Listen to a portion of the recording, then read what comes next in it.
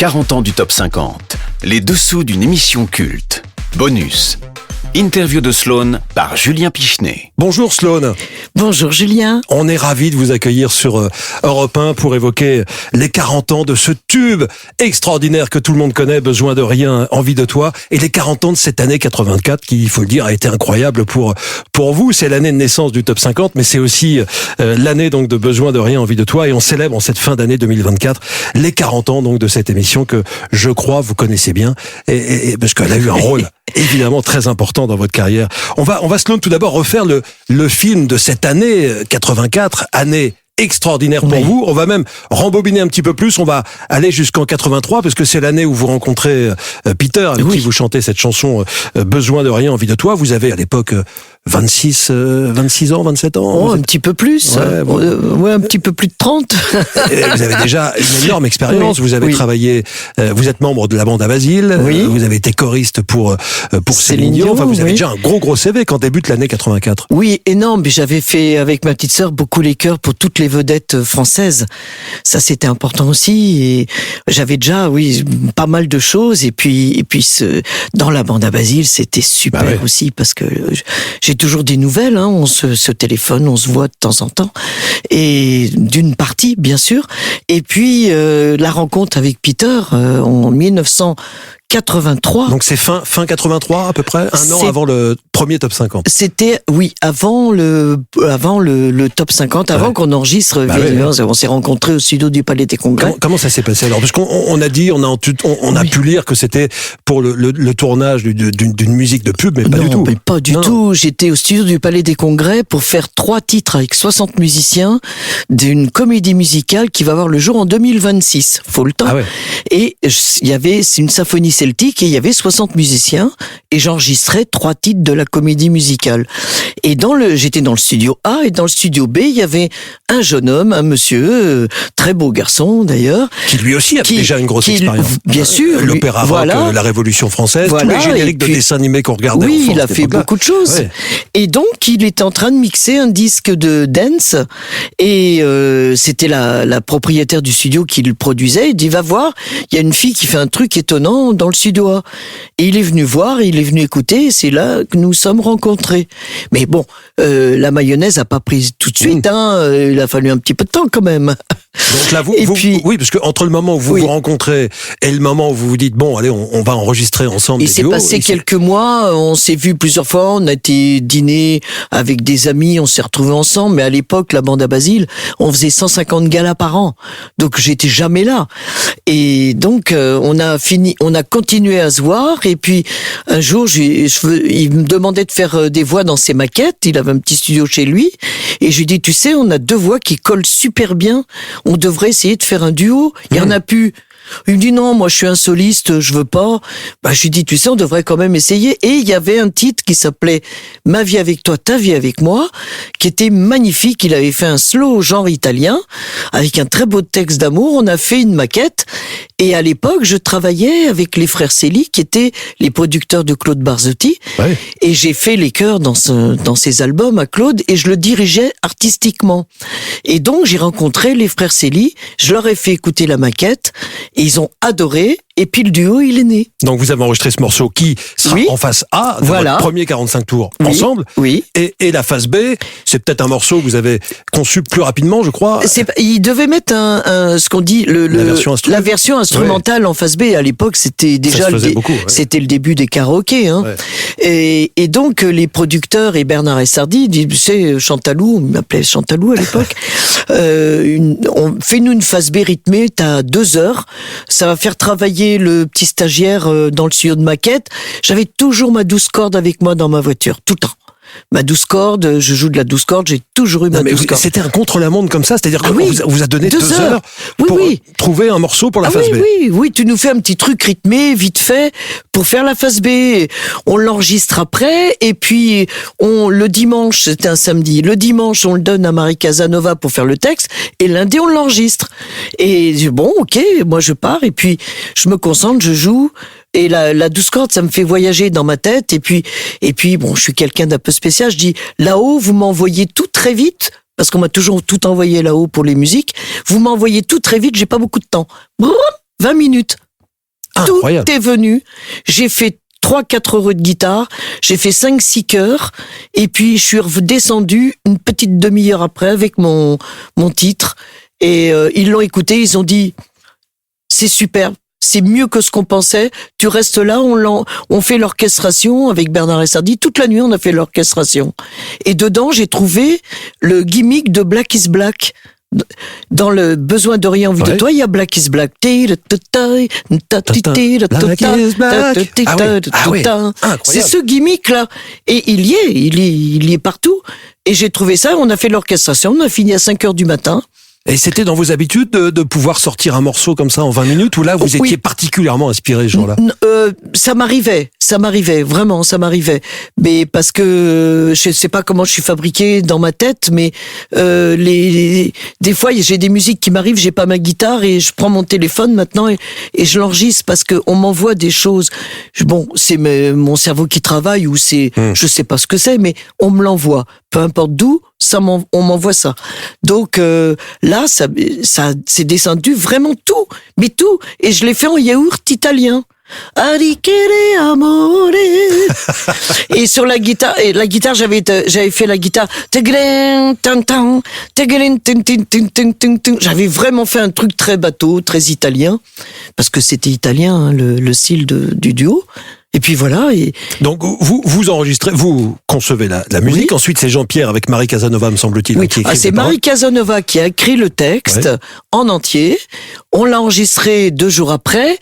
Et comme c'était une phase B, Jean-Pierre a demandé à co-signer. D'accord. C'est la vraie histoire. Il a co-signé, mais je le dis parce que moi je suis très prude sur la création. Ça, je défends la création. Sur les gens, il avait le droit de co-signer tout à fait, parce que c'était un duo, mais c'est Marie Casanova toute seule qui a fait le texte. Voilà, on remet les choses mais c'est pas grave. Mais voilà, donc vous enregistrez cette phase B assez rapidement, donc finalement 20 minutes pour concevoir la musique et 2 jours pour l'enregistrer à peine, et donc c'est une phase B. Mais ce qu'il y a, c'est que les radios vont préférer la phase B à la phase A. Ça pouvait arriver, c'était assez rare, mais ça pouvait arriver. Et donc racontez-nous la suite, parce que je crois que vous vous souvenez même de la date de la première fois que vous avez entendu ce morceau à la radio durant l'été 84. Europe 1, 23 juillet 1984 à 15h05. Alors, quel était l'animateur à ce moment-là qui était à l'antenne à 15h? Pour tout te dire, Julien, je ne sais pas, mais... C'est François Jouffat? Oh là là, quelle mémoire, François Jouffat. Vanille-Fraise, l'émission Vanille-Fraise, François Jouffat peut-être. Et là, j'entends mon titre pour la première fois, j'ai pleuré parce que... Vous étiez où à ce moment-là? J'étais chez moi, assise dans un fauteuil, à écouter ma radio. Vous le saviez que ça allait passer? On nous avait dit, parce qu'Europe 1 a joué la carte avec nous. C'est-à-dire, les producteurs, ils ont été présentés notre titre à Europe 1 et Europe 1 nous a pris sous son aile. Ils sont devenus coéditeurs. Donc Europe 1, c'est mon bébé. Besoin de rien, envie de toi, comme jamais envie de personne. Vinyle-Fraise, François Jouffat, Vinyle-Fraise, le titre de cette émission, 15h05 à peu près, 23 juillet 1984, donc ça commence à être diffusé sur Europe 1 et ça va être matraqué, comme on disait à l'époque. Ça va on est devenu chouchou en 15 jours, tellement ils ont eu d'appels, il n'y avait plus de duo, et les deux voix elles collaient formidablement bien, parce que Jean-Pierre chante merveilleusement bien, donc les deux voix collaient, quoi, et c'était magique, et c'était un duo, les Français aiment, il n'y avait plus de duo à l'époque, les Français aiment les duos. Et ce qu'il y a, c'est que ça passe sur Europe 1, ça passe pas forcément sur les radios FM émergentes, Énergie. Non, c'était après, parce que c'était pas né tout de suite. Non, Europe 1, il y avait que Europe 1 qui passait notre titre. Et le succès est venu progressivement. Il y a quelques passages télé, le clip passe à la télévision à partir d'octobre 84. Vous êtes chez Jean-Pierre Foucault dans le jeu L'Académie des Neufs. Je crois que c'est votre première télé ensemble en octobre 84. Et puis il y a peut-être aussi un élément déclencheur. Vous êtes invité par Michel Drucker qui flaire peut-être le tube. Il est quand même fort pour ça, Michel Drucker. Michel, très fort. Et il vous invite à Champs-Élysées, qui était l'émission la plus regardée de l'époque. Tellement adorable. Nous, d'un seul coup, les producteurs nous disent vous allez faire Champs-Élysées. On va faire Champs-Élysées. Et je me suis dit, oh là là, le premier réflexe, faut que je me trouve une super robe. premier réflexe, parce que c'est une émission de prestige, c'était extraordinaire et il nous a accueillis. On connaît Michel, hein, on est toujours resté amis avec Michel et je l'ai énormément aidé pour ses associations pour sauver les animaux. Et j'étais toujours là. Et ça a créé des liens au cours des années. Et quand on se voit, il me parle toujours de ça, du sauvetage des animaux. Il y a des choses qui marquent. Et ce passage a marqué aussi la France les entière, téléspectateurs, parce qu'on est à quelques jours donc du lancement de cette nouvelle chaîne et de cette nouvelle émission, le Top 50, tout le monde en parle à l'époque. Effectivement, ça c'est un générique qui doit vous dire quelque chose. 20 octobre 84, vous êtes donc sur le plateau de Champs-Élysées, Peter et Sloan, pour chanter Besoin de rien, envie de toi. Et 2 semaines après, 4 novembre 84, le Top 50, pour la première fois en France, où on a un classement avec les révélations exactes. Hein. C'était 2 instituts de sondage qui faisaient ça, qui calculaient les disques les plus vendus en France. Donc, pour une fois, c'était un classement extrêmement sérieux. Hein. C'était plus un hit parade comme ça qui était fait un classement petit peu des ventes à la va-vite. Et là, donc, à la surprise générale, vous êtes numéro 1. Ah oui, mais même nous, on n'y croyait pas. Hein. Parce quand on l'a appris. D'accord, c'était un succès sur Europe 1, mais de là, imaginez que vous étiez numéro 1 des ventes, c'est quand même incroyable. Je crois qu'on était, on vendait 15 000 disques de plus par jour devant Stevie Wonder. Avec I Just Called to Say I Love You au même moment. Ouais. Et on était haut la main sur les ventes, puisque on a fait très vite 47 000 ventes jour. Au total, c'est 1,7 million. 1,7 million. C'est en quelques mois. Il faut se rendre compte que 1,7 million, c'est gigantesque. Julien, j'ai eu la chance de vivre ça. C'est un des titres les plus vendus des années 80. Mais oui, mais c'est incroyable pour moi. J'ai encore du mal à réaliser, 40 ans après. Ça, en toute simplicité, vraiment, c'est magique. Jamais j'aurais pu penser, je fais une phase B, c'était pas prévu, qui devient phase A, première au top 50, être là toujours 40 ans après, avec un accueil du public, toute seule maintenant, bien sûr, parce que les duos, ils se sont fait des faits pour tout le monde, même début de soirée, c'est pareil, ils chantent chacun de leur côté, mais c'est difficile de rester ensemble aussi. Mais merci. Merci au public, merci à vous qui continuez à nous inviter pour pouvoir en parler et merci de nous avoir aidés à l'époque. Ça a marqué des esprits, ça nous a accompagnés, ça fait Vous partie. Vous l'avez bien senti, hein. Ça fait partie de notre vie. Moi, j'étais pas là en 84. Non, mais Europe 1 l'a bien senti. Et ça, c'est effectivement, c'est incroyable. Ça fait partie des tubes qu'on portait. C'est devenu incontournable. Je dois dire que j'ai toujours la même joie et la même émotion quand j'arrive sur scène. Je commence par cette chanson et les gens chantent tout. Et là, je remercie tout le temps. Je dis merci, avant et après. Parce que merci d'être encore là, quoi, et de chanter encore ce tube. Sloan, vous vous souvenez de quand est-ce que vous avez appris que vous étiez numéro 1 ? C'était devant la télé le 4 novembre ou c'était un petit peu avant, vous l'avez dit avant ? C'était avant, combien de temps avant ? Peut-être 3 semaines avant. Et quand les frères Céline nous ont appelés, ils nous ont dit, mais c'est quoi le top 50 ? Je connais pas. Il dit, c'est une nouvelle émission, et on l'a appris, mais bon. Moi, je me rendais pas compte. Je me disais c'est bien, on est premier au top 50, voilà. Et puis là, après, quand c'était la réalité, à la télé et tout, j'ai dit oh là là, mais c'est énorme. Et de là, tout est parti. Là, c'est un tourbillon. En fait, les télés, les passages radio, tout s'enchaîne. Et puis ça a été un peu compliqué pour moi à l'époque parce que j'étais quelqu'un j'avais toujours faim. Voilà, c'est peut-être nerveux. Chez moi, je mangeais beaucoup. J'étais épaisse comme un petit clou. C'est le cas de le dire, en parlant du top 50. Et donc, j'avais même plus le temps de manger.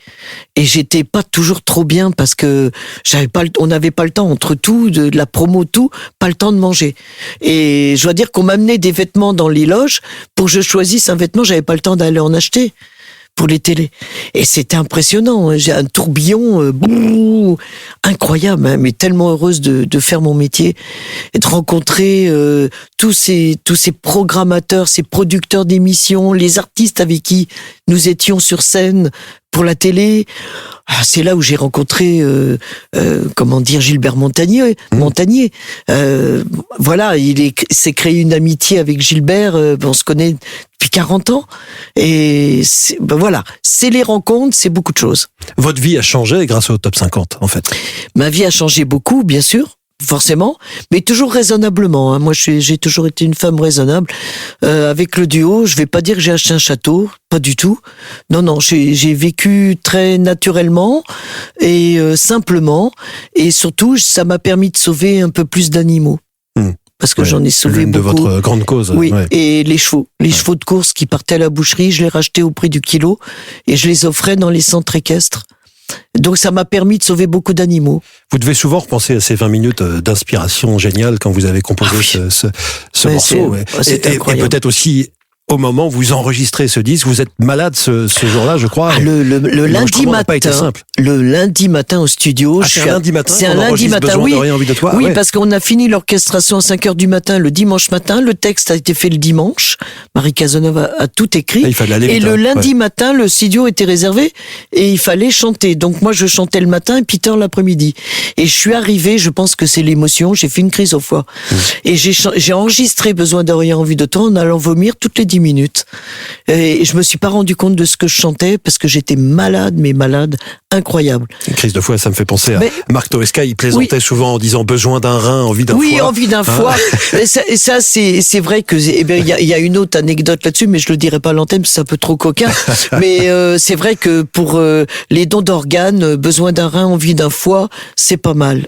Mais j'ai tout eu sur le titre. Là, Marc Toesca, il plaisantait avec humour et amour évidemment. Mais bien sûr, je l'embrasse. Vous avez été un petit peu critiqué à l'époque parce que c'était pas le numéro 1 qu'on attendait forcément. Mais on était has-been, tu peux le dire. Hein. Ouais. Ah bah oui, on a eu des gros soucis avec ça.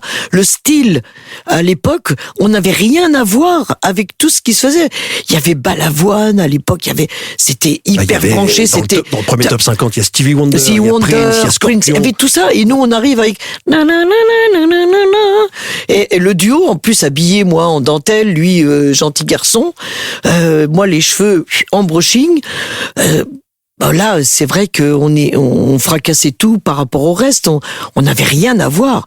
Et on pouvait, entre parenthèses, paraître pour des ringards. Enfin, à l'époque, ils disaient has-been. Moi, ce mot, je peux plus l'entendre, has-been. Bon, mais c'est vrai, on était décriés énormément. Et finalement, 40 ans après, on n'y pense plus à ça, forcément. Non, toujours un petit peu, hein. Pas de la part du public, mais des fois de la part de certains artistes, si. Un petit peu. Mais quand on voit qu'aujourd'hui, en soirée, ça met tout le monde en joie quand on passe ce morceau, que tout le monde le connaît, même les plus jeunes, c'est incroyable. Non, mais ce qui est formidable, c'est que tous les amis des années 80, on est toujours là à se retrouver dans les tournées ou les plateaux. On est heureux de se retrouver tout le temps. Et ça, il y a une grande amitié. On est une énorme famille, hein. Et ça, c'est vrai. C'est complètement vrai. Et moi, je les aime. Et quand on se voit, je sais qu'ils m'aiment. Et moi, je les aime. Vous aimez les familles, les groupes, plus qu'avec la bande à Basile. Tiens, on peut entendre un extrait de la bande à Basile. C'était déjà aussi la chenille, notamment. C'était pas rien, quand même, ça. Hein. Oui. Vous avez animé toutes les soirées françaises, en fait. Depuis. Ça continue, hein. Non, mais c'est formidable avec toute l'équipe, là. Même à Europe 1, il y a des chenilles dans les couloirs. Oui. Avec la bande à Basile. Ce week-end, j'étais encore en gala et la chenille, je l'ai enregistrée en entier. Et la chenille, toute la salle le fait, quoi. C'est festif. C'est festif, mais... Les gens ont besoin de s'amuser, hein. Mais ça vous correspond bien, Sloane, ça. Complètement. La joie, la gaieté, l'optimisme. Ah oui. Puis chanteuse populaire, je le revendique, hein. Ah bah c'est très noble. Je revendique. Et 40 ans après, donc, besoin de rien, envie de toi, pour marquer cet anniversaire, vous proposez une version, je sais pas ce que vous préférez comme terme, modernisée, améliorée, qu'est-ce que vous préférez? Améliorée, avec une goutte d'électro, de gospel, de symphonique. Il y a du symphonique. Et puis il y a de Janice Jamison avec ses amis américaines et américains qui font les chœurs. On va écouter un petit extrait. Tu me fais vivre comme dans un rêve. Tout ce que j'aime, besoin de rien, envie de toi. Comme jamais envie de personne. Je vois le jour, c'est tard, l'amour qui me semble. Besoin de rien, envie de toi. Version amélioré, comme vous dites, Sloan, de besoin de rien. Plus envie de toi. symphonique, avec Plus symphonique et, une rythmique assez électro. et vous êtes très fidèle aussi à l'original, Oui.